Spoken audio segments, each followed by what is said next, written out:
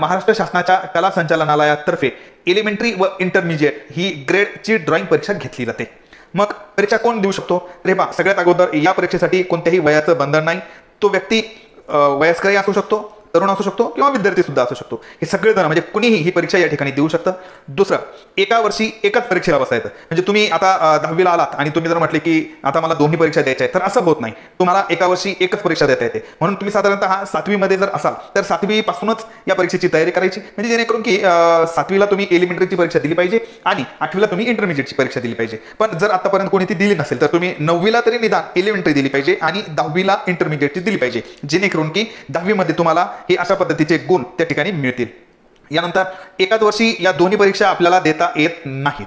ठीक आहे. आता म्हणजे आपण काय बघितलं की एकाच परीक्षेला बसता येतं एका वर्षी आणि एका वर्षी दोन्ही परीक्षा आपल्याला देता येत नाही. बरं, यानंतर जी परीक्षा आपण उत्तीर्ण झालो ती पुन्हा ती परीक्षा आपण बघूयात की आता थोडीशी माहिती या ठिकाणी मी परीक्षेच्या अनुषंगाने देतो. एक काय की दोन्ही परीक्षांना एकूण 4 विषय असतात. म्हणजे एलिमेंटरीमध्ये सुद्धा 4 विषय आहेत, इंटरमिजिएटमध्ये सुद्धा 4 विषय आहेत. या सगळ्या विषयांची एकत्रित गुण पद्धती ही श्रेणी किंवा ग्रेडमध्ये असते. म्हणजे समजा तुम्ही 4 पैकी एक विषय जर नाही दिला तर मग तुम्ही पासच होत नाहीत. म्हणजे तुम्हाला ड या श्रेणीमध्ये टाकलं जातं आणि मग ड हे गृहीत धरलं जातं. म्हणजे तुम्हाला ते नापास अशाच पद्धतीचा त्याचा अर्थ असतो. मग आपल्याला या 3 पैकी कोणता तरी एक गुण मिळवायचा जर असेल तर तुम्हाला 4ही पेपर देणं हे गरजेचं आहे. एलिमेंटरीमधले अ ब क म्हणजेच ए बी सी ही श्रेणी असते. इंटरमिजिएटमध्ये सुद्धा अ ब क म्हणजेच ए बी सी ही श्रेणी असते.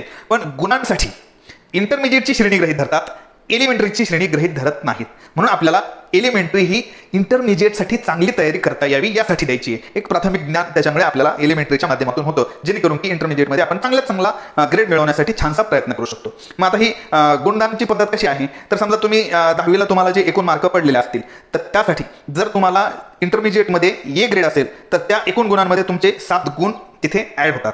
त्यानंतर बी ग्रेड जर तुम्हाला मिळाला असेल तर 5 गुण ऍड होतात आणि सी ग्रेड मिळाला असेल तर 3 गुण ऍड होतात. म्हणजे ही फार महत्त्वाचा विषय आहे की यासाठी तुम्हाला 10वीमध्ये जे गुण मिळतात त्याच्यामध्ये सुद्धा या गुणांची भर पडते. हे गुण ऍड होतात आणि मग तुम्हाला 10वीमध्ये एकूण गुण दिले जातात. म्हणजे हे अशा पद्धतीने एक थोडंसं महत्त्वाचं आहे. बरं, हे जे परीक्षा आपण दिली मग तुम्हाला याच्यासाठी प्रमाणपत्र मिळतं, सर्टिफिकेट मिळतं. मग या सर्टिफिकेटच्या उपयोगाने तुम्ही काय करू शकता? हे बघा, तुम्हाला ग्रेड मिळाले, ग्रेडचे मार्क 10वीमध्ये मिळाले, ठीक आहे. पण आता जे प्रमाणपत्र तुमच्या हातामध्ये येतं त्या प्रमाणपत्राचं काय होतं? या प्रमाणपत्रामुळे काय होतं तर हे प्रमाणपत्र तुम्हाला एटीडी करण्यासाठी, एटीडी म्हणजे आर्ट टीचर डिप्लोमा, जे कला शिक्षक शाळेमध्ये असतात ते ती नोकरी जर तुम्हाला करण्यासाठी एटीडी जर करायचं असेल तर तुम्हाला हे प्रमाणपत्र गरजेचं आहे. कारण एटीडी नंतर तुम्ही एएम करू शकता, इन सर्व्हिसमध्ये असेल किंवा सर्व्हिस सोडून काही दिवस हे करावी लागते, जेणेकरून की पगार जो स्केल आहे तो तुमचा वाढलेला असतो. तुम्हाला जर कमर्शियल आर्ट करायचं असेल, फाईन आर्ट करायचं असेल, टेक्स्टाईल डिझायनिंग करायची असेल, इंटेरियर डेकोरेशन करायचं असेल, फॅशन डिझायनिंग करायची असेल, आर्किटेक्ट करायचं असेल तर तुम्हाला हे प्रमाणपत्र फार गरजेचं आहे. एवढंच नव्हे तर ही परीक्षा एलिमेंटरी आणि इंटरमिजिएट फक्त प्रमाणपत्रासाठी नव्हे तर तुम्ही उत्कृष्ट छान असे चित्रकार होण्यासाठी सुद्धा फार फार फार गरजेचे आहे. म्हणून तुम्हाला एलिमेंटरी आणि इंटरमिजिएट परीक्षा तुमच्या शालेय जीवनामध्ये जर दिली तर तुम्ही उद्याचे एक उत्कृष्ट चित्रकार या भारतासाठी लाभलेले असाल, यासाठी सुद्धा हे गरजेचं आहे. तर मित्रांनो, या प्राथमिक माहितीमध्ये आपण हे सगळं बघितलेलं आहे. एलिमेंटरी आणि इंटरमिजिएट या दोन्ही परीक्षा आपल्या आयुष्यामध्ये अत्यंत महत्त्वाच्या आहेत. सगळे विद्यार्थ्यांनी त्या दिल्या पाहिजेत. जास्तीत जास्त विद्यार्थी असे भाग घेतच असतात. एलिमेंटरी ही प्राथमिक स्तरावरची परीक्षा आहे आणि इंटरमिजिएट ही थोडीशी त्याच्यापेक्षा हाय लेवलची परीक्षा आहे, जिचे मार्क की 10वीसाठी गृहीत धरल्या जातात, जिचे याचं सर्टिफिकेट आपल्याला पुढे आपल्या कलाक्षेत्रामध्ये प्रवेश करण्यासाठी उपयोगात येतं. आता आपण आज बघत आहोत एलिमेंटरी. या एलिमेंटरीचे एकूण विषय 4 असतील. पहिला आहे वस्तुचित्र, दुसरा स्मरणचित्र, तिसरा संकल्प, 4 कर्तव्य भूमिती व अक्षरलेखन. या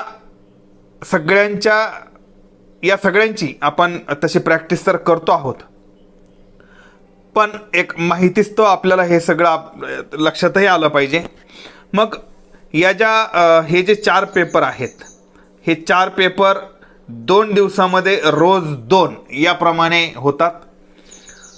त्यातलं पहिलं आहे वस्तुचित्र. आता आज आपण जी माहिती घेणार आहोत ती एलिमेंटरी या पहिल्या परीक्षेच्या वस्तुचित्र या पहिल्या विषयाची. यामध्ये हे जे वस्तुचित्र आहे, ज्याला इंग्रजीमध्ये ऑब्जेक्ट ड्रॉइंग म्हणतात, यासाठी जो तुम्हाला वेळ मिळत असतो तो आहे 2.5 तासांचा. या 2.5 तासांमध्ये तुम्हाला चित्र पूर्ण करायचं आहे. यामध्ये मानवनिर्मित 2 आणि निसर्गनिर्मित 1 असं एकूण अंदाजे 3 वस्तूंची मांडणी केलेली असते आणि त्या 3 वस्तू तुम्हाला तुमच्या कागदावर, दिलेल्या कागदावर काढायच्या असतात. मग या वस्तूंना घटक वस्तू म्हणतात. मग या घटक वस्तूमध्ये मानवनिर्मित असणाऱ्या वस्तू कोणत्या येऊ शकतात, तर एक अंदाजे बकेट, मग, टीप, टब, डस्टबिन, पाण्याची बाटली इत्यादी असणाऱ्या मोठ्या आकाराच्या ज्या कोणत्या वस्तू असतील त्या. त्यासोबत मोठ्या आकारातील चिनी मातीच्या वस्तू, काचेच्या वस्तू हे सुद्धा परीक्षेमध्ये येण्याची शक्यता असते. निसर्गनिर्मित फळे, फुले व भाज्या यापैकी कोणती तरी एक वस्तू ही तुम्हाला परीक्षेसाठी दिली असते. आता तुम्हाला करायचं काय आहे, तर या वस्तुचित्रासाठी एकतर तुम्हाला जो कागद दिलेला असेल तो हा कागद आहे एवढा, आणि 1 इंच किंवा 2 सेंटीमीटर एक साधारण तुम्हाला एक आयत बॉर्डर ज्याला म्हणूयात तो करायचा असतो. तो हाताने करायचा आहे, म्हणजे तुम्हाला तिथं पट्टी वापरता येणार नाही, ते हाताने करावं लागेल. त्यानंतर ज्या काही आकारामध्ये तुम्हाला हे चित्र काढायचं आहे, तर ह्या चित्राचे सगळे वस्तू ह्या तुम्हाला मोठ्या आकारामध्ये काढावे लागतील, कारण सूचनाच असतात की लहान आकारातील चित्र गृहीत धरल्या जाणार नाही. म्हणजे आपण या अनुषंगाने याची तयारी करायची आहे. एक आकार तुम्हाला मोठा काढावा लागेल, कारण वस्तू तुम्हाला तिथे एक साधारण 3च वस्तू असतील. त्यासोबत रेखाटन हलक्या हाताने करायचं आहे, म्हणजे काय की फिकं करायचं आहे. ती यासाठी की गडद झालेलं रेखाटन हे नंतर त्याला जर इरेज करण्याची वेळ आली, त्याला खोडायची वेळ आली तर पेपर खराब होऊ शकतो. मग तुम्हाला पुन्हा जे रंगकाम करायचं आहे ते छान दिसत नाही, त्यासाठी म्हणून ही काळजी आपल्याला घ्यावी लागते. त्यानंतर या चित्रासाठी ड्रेपरी म्हणजेच कपडा, हा जो कपडा आहे याला ड्रेपरी म्हणतात. इंटरमिजिएटमध्ये मागे कपडा असतो आणि खाली सुद्धा असतो, पण एलिमेंटरीच्या या विषयामध्ये मागे कपडा असणार नाही, म्हणजे मागची बाजू तुम्ही पांढरी कागद जशाल तसा सोडू शकता. या 3 वस्तूचं रंगकाम करून घ्यायचं, पण खाली मात्र तुम्हाला इथे ड्रेपरी असू शकते, शक्यतो असते, म्हणून आपल्याला याची सुद्धा प्रॅक्टिस करावी लागते. मग आपण सध्या सुरुवातीपासूनच काय करणार आहे, तर एक वस्तूंचा सराव करणार आहे. त्या वस्तूला छायाप्रकाशाचा भेद व्यवस्थितपणे दाखवायचा आहे आणि सुबकता म्हणजे त्याचा आकार व्यवस्थित येणे. खरं म्हणजे आपण ह्या वस्तूंचा सराव यापूर्वीच सुरू केलेला आहे, पण या ठिकाणी माहिती म्हणून आपण हे सगळं या ठिकाणी संकलित करतोय. आता इथं विशेष सूचना मला अशी द्यावीशी वाटते की या चित्रासाठी तुम्हाला कुठेही यांत्रिक साधनांचा वापर करता येत नसतो. म्हणजेच काय की तुम्हाला कर्कटक, सर्कल किंवा स्केल अशा कोणत्याही वस्तूचा तिथे वापर करता येत नाही. सगळं हाताने, म्हणजे ही रेषसुद्धा तुम्हाला, हा आयतसुद्धा हातानेच काढावा लागतो. यानंतर बऱ्याचदा काय करतात मुलं की हे चित्र काढल्यानंतर ते स्पष्टपणे उठून दिसावं ठळकपणे, म्हणून त्याला बॉर्डर करतात, पण ते चुकीचं आहे. आपल्याला या वस्तूंना कोणत्याही रंगाने बॉर्डर करता येत नाही. एकदा वस्तू तयार झाली, तिला छायाप्रकाशामध्ये व्यवस्थितपणे दाखवलं, त्याची सावली एकदा दाखवली की तो विषय आपल्याला ते चित्र त्या ठिकाणी संपवावं लागतं. मग या चित्रासाठी आपण रंग कोणता कोणता वापरू शकतो, तर याला ऑइल पेस्टल आहे, पोस्टर कलर आहे, वॉटर कलर आहे किंवा इंक असतात वेगवेगळ्या, त्या पण तुम्ही वापरू शकता. पण मी तुम्हाला या ठिकाणी असं सांगणार आहे की आपण एक साधारणतः 7वी पर्यंत असताना ही एलिमेंटरीची परीक्षा देत असतो, त्यामुळं या खूप वॉटर कलर किंवा इंक जे असतात याच्यामध्ये न जाता तुम्ही छानपैकी ऑइल पेस्टल किंवा पोस्टर कलरचा सुंदरपणे वापर करू शकता. तर हा स्मरणचित्र विषय एलिमेंटरीसाठी सुद्धा आहे आणि इंटरमिजिएटसाठी सुद्धा आहे. ह्या सगळ्या विषयाची अत्यंत व्यवस्थित माहिती जर तुम्हाला घ्यायची आहे तर एक विनंती अशी असेल की हा व्हिडिओ तुम्ही शेवटपर्यंत पहा, जेणेकरून की मी ज्या काही सूचना देतो आहे, जे काही तुम्हाला माहिती देतो आहे, हे तुम्हाला व्यवस्थित लक्षात येईल. याचं थोडंसं लेखन पण तुम्ही करू शकता, जेणेकरून की तुमच्या ते ऐकण्यात येईल, पाहण्यात येईल आणि वाचण्यातही येईल, म्हणून ते जास्तीत जास्त तुमच्या स्मरणामध्ये राहू शकतं. कारण एकतर विषयाचं नावच काय आहे तर स्मरणचित्र. स्मरणचित्र म्हणजेच मेमरी ड्रॉइंग. स्मरण म्हणजे आठवण. एखादा विषय तुम्हाला दिलेला असेल, त्या विषयाच्या संबंधानं ते आठवायचं आणि मग त्याला कागदावर उतरायचं. आपण बघितलं काल की वस्तुचित्र, समोर त्या वस्तू मांडलेल्या असतील, आहे त्या वस्तू फक्त तुम्हाला काढायच्या आहेत, त्याचं ज्ञान व्यवस्थितपणे आपल्याला घ्यायचं आहे. इथे मात्र तुमच्या समोर कसलंही चित्र असणार नाहीये, कोणतीही वस्तू असणार नाहीये. तुम्हाला विषय दिलेला असेल तो तुम्ही आठवायचा आहे आणि त्या पद्धतीने आकृत्या तुमच्या कागदावर उतरवून त्याला छानपैकी रंगकाम करायचं आहे.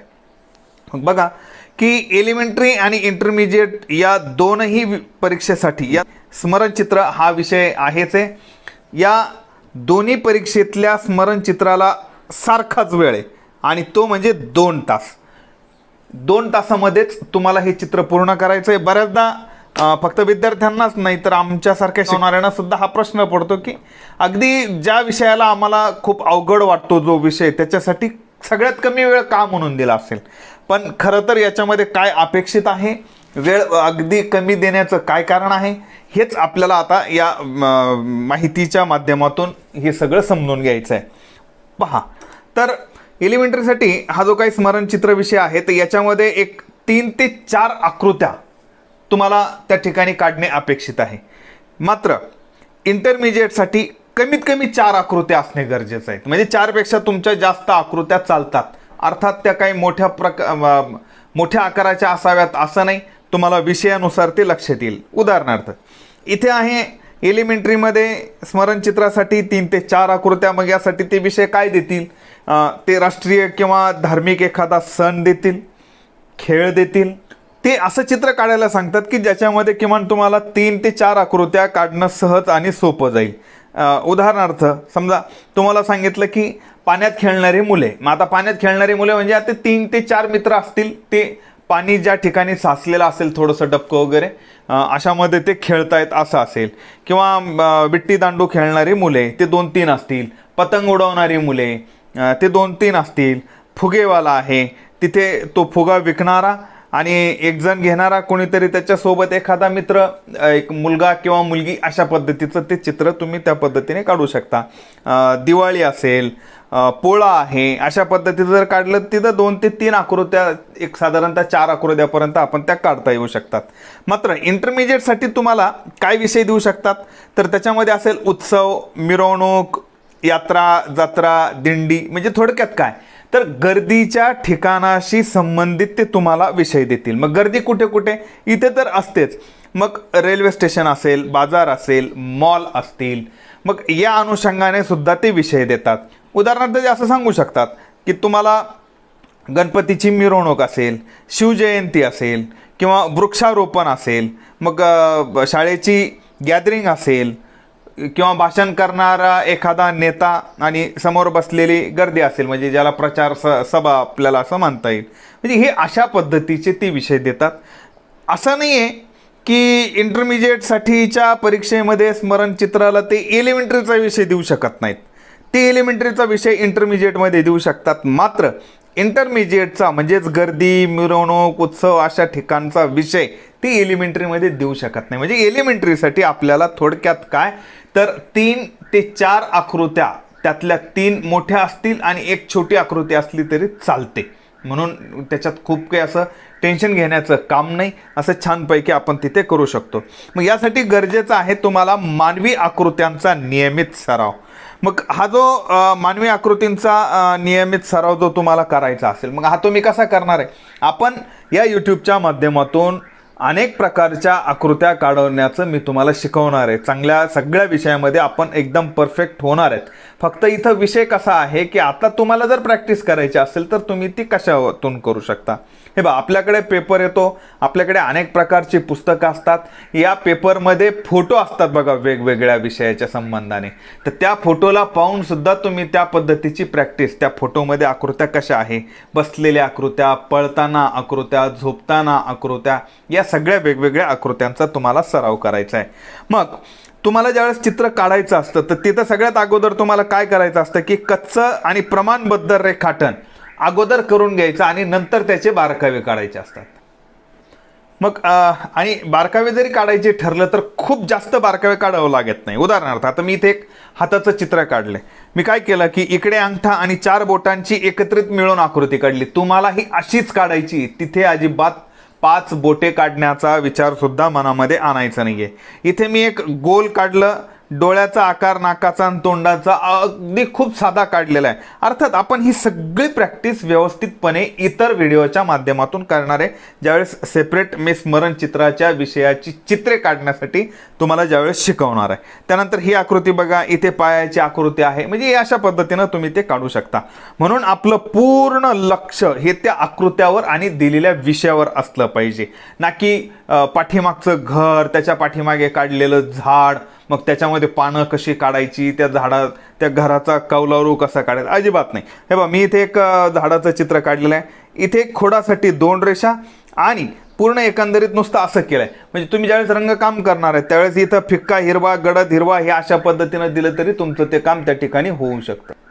यानंतर मी इथे एक घर काढलेलं आहे. आता या घराच्या वर जे मी कौलारू काढलेत, तुम्ही अजिबात हे असे कौलारू काढायचे नाही आहेत. एक चॉकलेटी रंग किंवा तपकिरी विटकरी रंग अशा पद्धतीने एक प्लेन द्यायचा आहे आणि त्याच्यानंतर मी शिकवेल की ते कौलारू म्हणजे नेमके कसे काढायचे आहेत. म्हणून ही असं अगदी बारीक रेखाटन तर अजिबातच बारीक करायचं नाही आहे. त्याच्यामुळं हे सगळ्या गोष्टी अशा पद्धतीने तुम्ही लक्षात घ्यायच्या आहेत की रेखाटनामध्ये वेळ अजिबात घालवायचा नाही आहे. फक्त तुम्हाला काय शर्ट, धोतर, टी शर्ट, जीन्स, साडी हे असे काही ज्यांचे जे काही कपडे असतील ते व्यवस्थितपणे अगदी कमीत कमी वेळेत रेखाटनामध्ये ते दाखवता आले पाहिजे. नंतर एक अत्यंत महत्त्वाची सूचना की एका रेषेत आकृत्या काढू नये. समजा डबा पार्टी करणारे मुले असं जर आलं की तुम्ही तुमच्या मित्रांसोबत डबा पार्टी करताय, मग तुम्ही जर तिन्ही आकृत्या सरळ एका रेषेत जर काढल्या तर ती डबा पार्टी होणार नाही, ती पंक्तीमधलं जेवण होईल. मग तुम्हाला पंक्तीमध्ये बसलेला विषय दिलेला असतो का? तर नाही. तुम्हाला तिथे हेच महत्त्वाचं आहे की तुम्ही आकृत्या कशा पद्धतीनं काढतायत. त्यानंतर मग आता 3 एका रेषेत काढण्याऐवजी 3 एकमेकाकडे तोंड करून बसलेले आहेत असं जर तुम्ही केलं तर म्हणूनच किंवा हालचाली ह्या वेगवेगळ्या असाव्यात तुमच्या रेखाटनामध्ये. हे अशा पद्धतीचं तुम्ही लक्षात घेतलं पाहिजे. इथे बघा, आता शीघ्र रेखाटन ज्याला आपल्याला म्हणता येईल, कारण काय होतं की तुम्हाला 30 मिनिटांमध्येच फक्त ते हे शीघ्र रेखाटन करून झालं पाहिजे, म्हणजे त्याचं फायनल करून पण झालं पाहिजे. कारण मग उरलेल्या 1.5 तासापैकी 10 मिनटं शेवटची सोडली तर साधारणतः 1 तास 20 मिनिटामध्ये तुम्हाला हे सगळं रंगकाम म्हणजे तुमचं करून झालं पाहिजे. रंग देताना सुद्धा अगदी पातळ पातळ रंग द्यायचे. शर्ट पूर्ण असेल, पॅन्ट पूर्ण असेल, चेहऱ्याचा, हाताचा आणि पायाचा रंग हा एकत्रित. म्हणजे इथं तुम्हाला करायचं काय की एकदा तुम्ही चेहरा सुरुवात केली की मग त्याचे नाक, डोळे, कान, होठ हे सगळं काढण्यामध्ये अजिबात वेळ घालवायचा नाही आहे. तुम्हाला हे अशा पद्धतीचं एकदा पूर्ण आउटलाईन करून घ्यायची आणि त्याच्यानंतर इथं जसं समजा आता गुलाबी रंग मी एकदा पातळ दिला की मी हा विषय सोडून देईल. इथं एकदम काळा पण द्यायचा नाही आहे, एक तपकिरी निळसर अशा पद्धतीने इथं पूर्ण देणार. हे सगळं वाळून झाल्यानंतर मी काय करणार, काळा स्केच पेन घेणार आणि काळ्या स्केच पेनने मग याला इथं 2 रेषा, 2 टिंब, हे बघा लगेच दाखवतो, 2 रेषा, 2 टिंब, नाक, तोंड, झालं. याला काहीच करायचं नाही. म्हणजे हे अशा पद्धतीनं हा विषय फार सोपा, खूप सुंदर आणि खूप छान पद्धतीचा आहे. फक्त तुम्हाला त्यातले किती बारकावे काढायचे आणि किती नाही काढले तरी चालतं हे माहीत नसल्यामुळे फक्त थोडंसं ते अवघड वाटतं आणि वेळ खूप लागतोय काय असं वाटतं. पण तसं नाही आहे. तुम्ही या पद्धतीनं जर प्रॅक्टिस केली तर निश्चित विद्यार्थी मित्रांनो तुम्हाला याचा फार फायदा होणार आहे आणि तुम्हाला हा विषय सुद्धा आवडीचा वाटणार आहे. इथे मी एक आकृती काढलेली बघा. काय केलं, अगोदर फक्त गोल, नंतर त्याच्या कमरेच्या वरचा भाग, नंतर दोन्ही पाय, नंतर दोन्ही हात आणि विषय संपला. हे चित्र इथं जवळपास याचं रेखाटन संपलेलं आहे. अगदी 2-4 टक्क्यामध्ये फक्त मी काय करणार इथे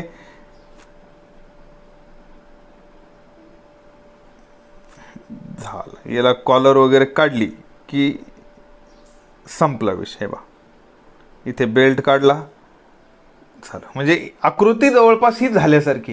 म्हणजे पहा, मग विद्यार्थी मित्रांनो हे अशा पद्धतीनं तुम्ही छानपैकी चित्र काढू शकता. फक्त सूचना व्यवस्थित लक्षात घेणे फार गरजेचं आहे. एलिमेंटरीच्या परीक्षेच्या संबंधाने विषय क्रमांक 3 संकल्पचित्र याबद्दलची माहिती म्हणजेच डिझाईन. याच्यासाठी एकूण लागणारा वेळ आहे 2.5 तास. हा जे की आपण 4 पेपर जे आहेत आपले, पहिल्या दिवशी 2 आणि दुसऱ्या दिवशी 2, तर दुसऱ्या दिवशी मधला हा पहिला पेपर आहे. मग याच्यासाठी वेळ पण आपल्याला व्यवस्थित दिलेला आहे 2.5 तास. खूप वेळ आपल्याला सफिशियंट आहे. या विषयामध्ये नेमकं काय असतं तर तुम्हाला असं सांगितलं जातं की एका चौकोन किंवा त्रिकोण किंवा वर्तुळ किंवा अर्धवर्तुळ किंवा कोणताही एक आकार ते साईज देतात. पेपरच्या बरोबर मध्यभागी त्याचं रेखाटन झालं पाहिजे. ते केल्यानंतर म्हणजे उदाहरणार्थ समजा आपण आता हे बघूयात, एक आयत आहे, एक अर्धवर्तुळ आहे, एक त्रिकोण आहे. म्हणजे अशा पद्धतीचं कोणतंही एक आपल्याला त्या ठिकाणी काढायचं आहे. त्यात काही भौमितिक आकार, अलंकारिक आकार आणि काही रेषा यांचा तिथे समावेश करायचा आहे. पण मग कसा? आता भौमितिक आकार म्हणजे काय तर हे पहा, या ठिकाणी मी काही भौमितिक आकार तुम्हाला दाखवतो आहे. हे पहा, इथे आहे चौकोन, त्रिकोण, आयत, हे असे वेगवेगळे आकार या ठिकाणी केलेले आहेत. हे झाले भौमितिक आकार आणि हे झाले अलंकारिक आकार. इथे अलंकारिक आकार याचा अर्थ काय असतो? हे बघा, नैसर्गिक आकार हा आहे की पानासारखंच दिसणे आणि अलंकारिक आकार काय की पानाप्रमाणे पण एक छानपैकी त्याची डिझाईन असेल त्या पद्धतीने. इथे समजा एक छोटंसं फूल, मग हे फुलाचा हा झाला नैसर्गिक आकार, पण याच्यासारखंच दिसणारं आणि त्याच्यामध्ये तुम्ही नक्षीकाम जर केलेलं असेल तर याला म्हणायचं अलंकारिक आकार. हे अशा पद्धतीने अलंकारिक आकार आहे. आता हे सदाफुली आहे, समजा इथे 5 पाकळ्यांची सदाफुली आहे.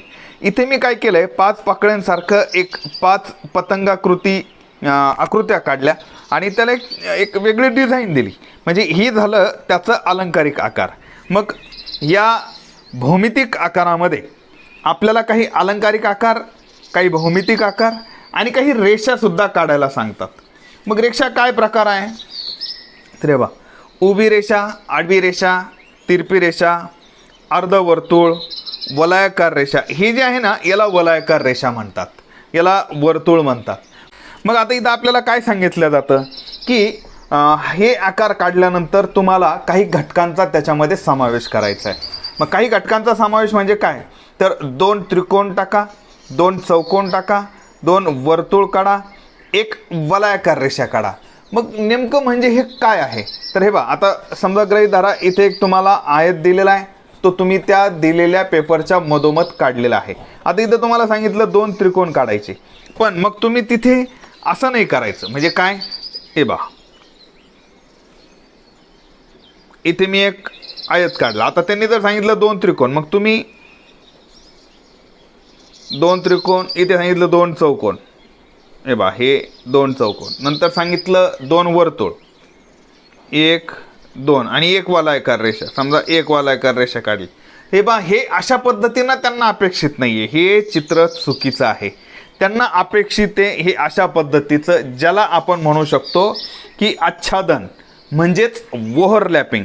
मग दिलेल्या घटकांचा आकार एकतर तो मोठा काढायचा आहे, तो एकमेकांच्या आत गेला पाहिजे, म्हणजे त्याला आच्छादन म्हणजे त्याला ओव्हरलॅप म्हणतात. आणि एकाच बाजूला त्याची गर्दी झाली नाही पाहिजे. आता हे मी तुम्हाला या ठिकाणी व्यवस्थित समजून सांगतो. त्यापूर्वी आपण हे बघूयात. हे बघा इथे त्रिकोण आहे, चौकोन आहे, आयत आहे, अर्धवर्तुळ आहे. याच्यामध्ये मी काय केलं, 2 त्रिकोण, 2 चौकोन, 2 वर्तुळ. एलिमेंटरीला शक्यतो अलंकारिक आकार येत नाही, पण तरीही आपण तयारीमध्ये असावं, आपली तयारी झालेली पाहिजे. म्हणून अलंकारिक आकार कसे असतात त्याची सुद्धा तुम्हाला प्रॅक्टिस करावी लागेल. आणि 1 वलयाकार रेषा.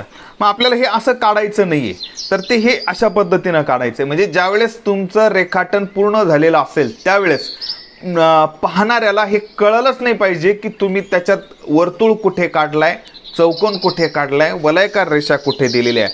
त्यांना फक्त हेच कळालं पाहिजे की इथे फार सारे तुम्ही अशा पद्धतीचे कप्पे तयार केलेले आहेत. मग बघा इथं एका ठिकाणी गर्दी करू नये.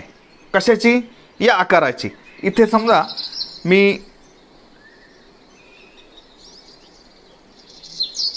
2 त्रिकोण, 2 वर्तुळ ओव्हरलॅप करतोय, पण हे म्हणजे काय होईल की इथे मग मी इथे काय चूक करतोय तर एकाच बाजूला हे सगळे आकार घेतोय आणि इकडे मग जागा अगदी फार म्हणजे मोठीच शिल्लक राहिली. मग रंग देताना आपल्याला इथे अडचणी येतील. म्हणून कसं केलं पाहिजे तर एकतर हा जो बाह्य आकार आहे या बाह्य आकारालाही वस्तूंचा किंवा त्या घटकाच्या आकारांचा स्पर्श झाला पाहिजे. म्हणून मग आपल्याला काय करायचं, सगळ्यात अगोदर एका ठिकाणी गर्दी जर करायची नसेल तर आकार हा मोठा काढायचा आहे बा, मोठा आकार काढायचा. मग याच्यामध्ये मी कसं करणार,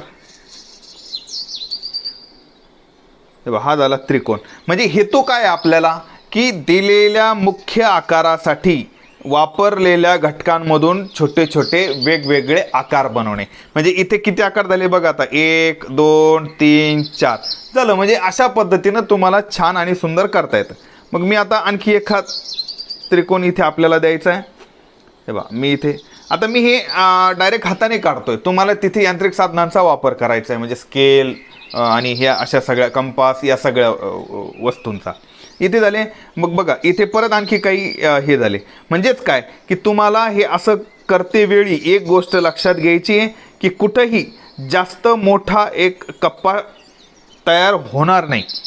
म्हणून सगळ्यात शेवटी तुम्ही काय करणार आहे, ही वलयाकार रेषा सगळ्यात शेवटी द्यायची. म्हणजे काय होईल, आता गृहीत धरा इथे मी सगळे आकार काढले, पण इथे मोठा बाजू राहिली, इथे मोठी बाजू राहिली. मग या वलयाकाराच्या रेषेत, या वलयाकार रेषेचा तुम्हाला वापर कसा करता येतो, तर हे बा या मोठ्या आकाराला कमी करण्यासाठी हे बा एक वलयाकार रेषा काढली की लगेच याचे आकार मला कमी करून तुम्हाला या ठिकाणी दाखवता येऊ शकले. म्हणजे हे अशा पद्धतीनं तुम्हाला हे सगळं करावं लागेल. आता आपण थोडंसं रंगसंगतीकडे जाऊयात. आता रंग काम करताना ही रंगसंगती जी आहे, मूळ रंग, दुय्यम रंग, तृतीय श्रेणीचे रंग, विरोधी रंग आणि त्यासोबत हे बा इथे आहेत काही मित्र रंग, एक रंग संगती, रंग छटा, उष्ण रंग, शीत रंग आणि काळा आणि पांढरा ह्या फक्त छटा असतात. आणि रंगसंगतीचे आणखी काही प्रकार असतात बघा, की हे बा इथे आहे स्ट्रिपलिंग, इथे आहे ब्रशच्या माध्यमातून केलेलं स्ट्रिपलिंग. हे अशा पद्धतीच्या रंगसंगतीमध्ये, रंगकामामध्ये सुद्धा तुम्हाला त्या ठिकाणी चित्र पूर्ण करता येतं. हे बा ही आणखी एक अशी डिझाईन आहे. म्हणजे आहे आकार सगळीकडे सारखेच, फक्त रंग देण्याची पद्धती वेगळी आहे. एक म्हणजे तुम्ही ज्या वेळेस एक बाजू रंगकाम करता, उदाहरणार्थ तुम्ही या ठिकाणी हा रंग दिलाय, ठीक आहे.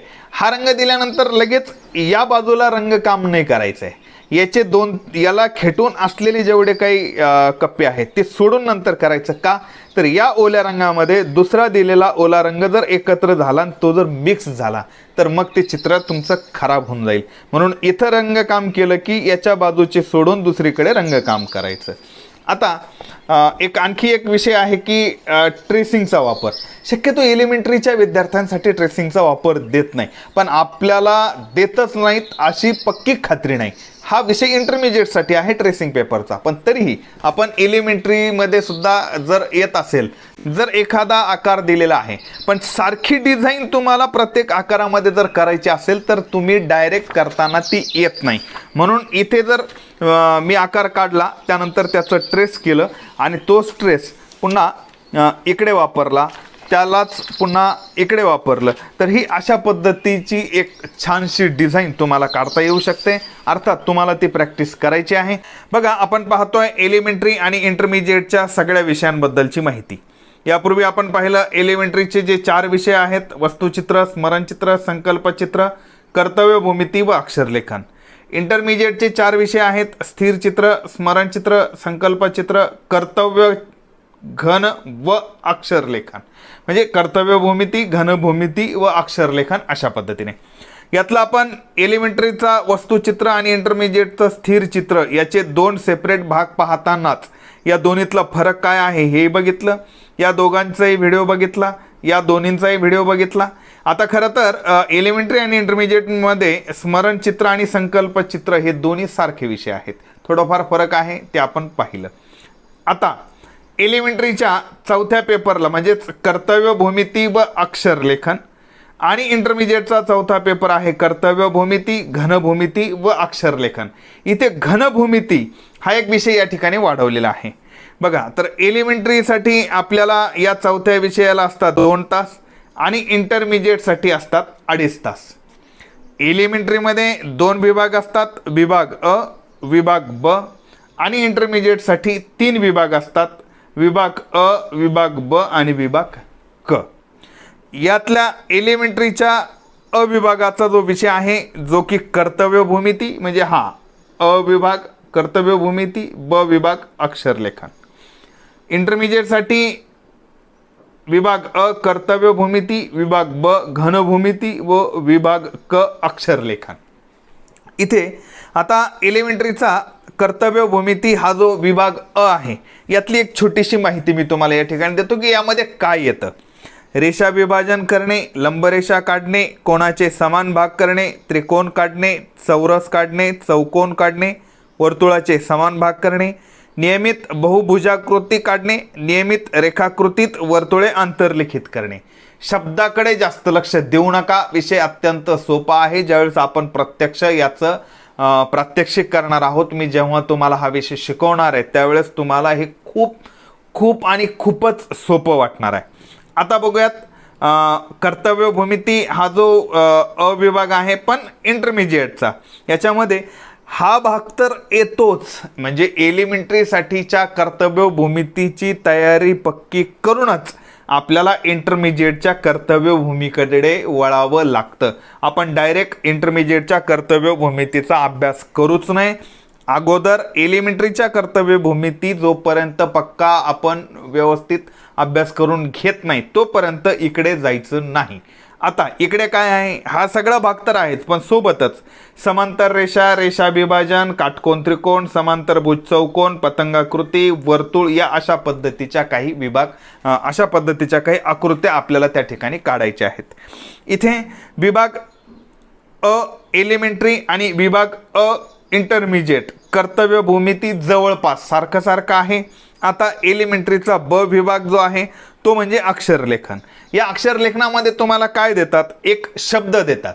समजा गृहीत धरा त्यांनी शब्द दिला शिक्षण, तलवार, पेन, असं काहीतरी, वेग किंवा गुलमोहर, फुलपाखरू, असं काहीतरी एक शब्द देतात आणि त्या शब्दाला अनुसरून तुम्ही त्या शब्दाच्या अर्थाला अनुसरून त्या शब्दाचं तुम्हाला रेखाटन करायचं आहे. म्हणजे समजा आता वेग असा जर शब्द दिलेला असेल तर त्या शब्दाला तुम्ही अशा पद्धतीनं काही चित्रण करायचं आहे. जसं आता या ठिकाणी मी तुम्हाला दाखवतोय वेग या शब्दाला.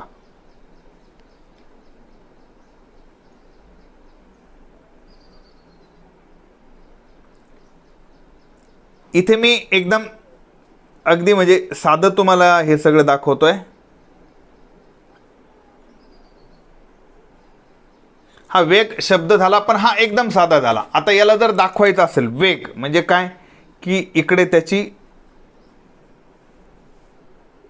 स्पीड सारखं या ठिकाणी तुम्हाला काहीतरी दाखवावं लागेल. म्हणजे हा शब्द पुढे पळतोय, वेगामध्ये पळतोय हे दाखवण्यासाठी. अर्थात इथं मी त्यासाठी आपण जास्त वेळ घेऊ नये. ब विभाग बघितला आपण एलिमेंटरीचा. आता इंटरमिजिएटच्या विभागामध्ये अ बघितला. आता ब बघूयात जो की घनभूमिती असा विषय आहे. आता या घनभूमितीमध्ये काय असेल, चौरसाकृती, घन चतुष्कोनाकृती, दंडगोल, शंकू, सूची, गोल या सगळ्यांचा अनुविक्षेप आणि उद्विक्षेप. म्हणजे काय की एखादी चौकोनी वस्तू आहे ती वरून बघितली तर कशी दिसेल, बाजूने बघितली तर कशी दिसेल. त्याचप्रमाणे शंकू आहे, गोल आहे, दंडगोल आहे, हे सगळे जर भाग समोरून बघितले तर कसे, वरून बघितले तर कसे आणि बाजूने बघितले तर कसे दिसतील याच्या संदर्भातला आहे. तुमच्या वयाच्या मानाने दिलेले हे विषय आहेत, अत्यंत सोपे आहे. आता विभाग क कशामधले, इंटरमिजिएटमधला. तर याच्यामध्ये काय देतात, इथे एलिमेंटरीच्या अक्षरलेखनामध्ये तुम्हाला फक्त शब्द देतात, पण इंटरमिजिएटच्या शब्द तर देतात पण शब्द एखाद्या विशिष्ट आकारामध्ये त्याला काढा म्हणून सांगतात. म्हणजे चौकोन असेल, अर्धवर्तुळ असेल, असं काहीतरी एक आकार देतात आणि त्याच्यामध्ये तो काढा म्हणून सांगतात. आता इथे आपल्याला काही सूचना या ठिकाणी महत्त्वाच्या लक्षात घ्यायच्या आहेत. एक म्हणजे तुम्हाला 100% प्रॅक्टिस ज्याची करायची ते म्हणजे रेषेचे समान भाग करणे, कोनाचे समान भाग करणे आणि लंब काढणे. या 3 प्रक्रिया, ही 3 सूत्र ज्याला आली ती, कारण या 3 सूत्रावरच यातल्या बहुतांशी आकृत्या अवलंबून आहे. म्हणजे 100% आकृत्या ह्या या 3 कृतीवर, म्हणजे तुम्हाला रेषेचे समान भाग करता आले पाहिजे, कोनाचे समान भाग करता आले पाहिजे आणि लंब काढता आला पाहिजे. एकदा ह्या 3 गोष्टी तुम्हाला आल्या की समजून घ्यायचं हे चित्र तुमच्यासाठी अत्यंत सोपं झालं, म्हणजे हा विषय तुमच्यासाठी अत्यंत सोपा झाला. मग नियमित येणाऱ्या कृती ज्या आहेत त्याच्यासाठी हा तुम्हाला सराव करणं गरजेचं आहे. मग इथे एक आणखी सूचना अशी की अ विभागामध्ये 5 प्रश्न येतात, ज्यापैकी 4 सोडायचे असतात. इकडे इंटरमिजिएटसाठी सुद्धा अ विभागामध्ये 5 पैकी 4 प्रश्न सोडवायचे असतात. बाकी ब आणि क इकडे पूर्ण सोडवायचा आहे, इकडचा ब हा पूर्ण सोडवायचा आहे.